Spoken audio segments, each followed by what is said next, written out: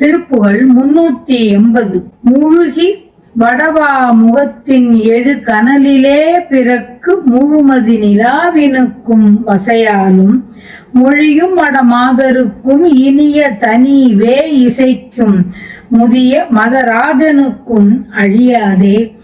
புழுகு திகழ் நீபமத்தில் அழகிய குரா நிறைத்த புதுமையினில் ஆரிரட்டி புயமீதே புணரும் வகை தான் நினைத்ததுணரும் வகை நீல சித்திர பொறுமயிலில் ஏறி நித்தம் வரவேணும் எழு மகரவாவி சுற்று பொழில் அருணைமா நகர்க்குள் எழுதறிய கோபுரத்தில் உறைவோனே இடைத்துவள வேடுவச்சி படம் அசையவே கனத்த இளமுலை விடாத சித்திரமணி மார்பா செழு மகுட நாக மொய்த்த ஒழுகு புனல் வேணி வைத்த சிவனை முதல் ஓதுவித்த குருநாதா திசை முகன் முராரி மற்றும் அரிய பல தேவர் உற்ற சிறை அடைய மீளவிட்ட பெருமாளே.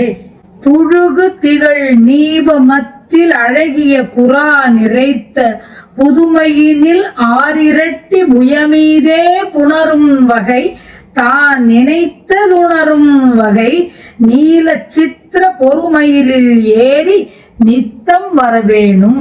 மகர மீன்கள் வாழ்கின்ற நீர்நிலைகள் சுற்றிலும் உள்ள சோலை சூழ்ந்து விளங்கும் திருவண்ணாமலை நகருக்குள் எழுதுவதற்கு அரிய கோபுரத்தில் வீற்றிருப்பவனே வேடுவ பெண்ணான வள்ளியின் இடையானது துவளவும் உடுத்திய ஆடை அசையவும் கனமான இளைய கொங்கை நீங்காமல் பொருந்தியுள்ள அழகிய மார்பை உடையவனே செழுமை உடைய மணிமுடி உடைய நாகம் நெருங்கி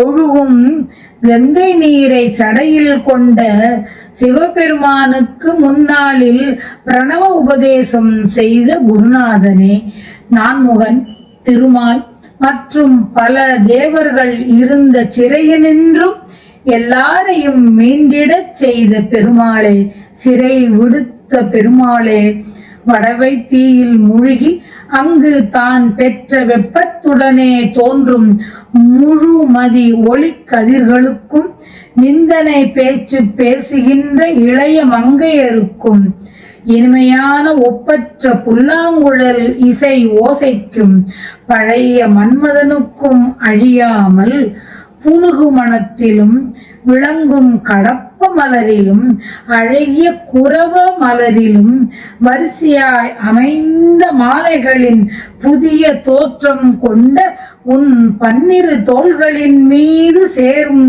வகையினையே நான் நினைக்கும் உண்மையை உலகத்தவர் அறியுமாறு நீ நீல நிறம் உடைய போர் செய்ய வல்ல மயில் மீது வருதல் வேண்டும்.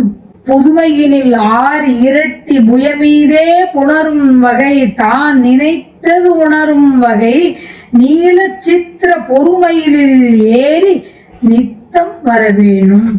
நீல நிறம் உடைய போர் செய்ய வல்ல மயில் மீது வருதல் வேண்டும். திசைமுகன் எவ்வாறு நான்முகன் ஆனான்? திசைமுகன் தான் படைத்த திலோத்தமை மீது காதல் கொண்டு காதல் பார்வை பார்த்தான்.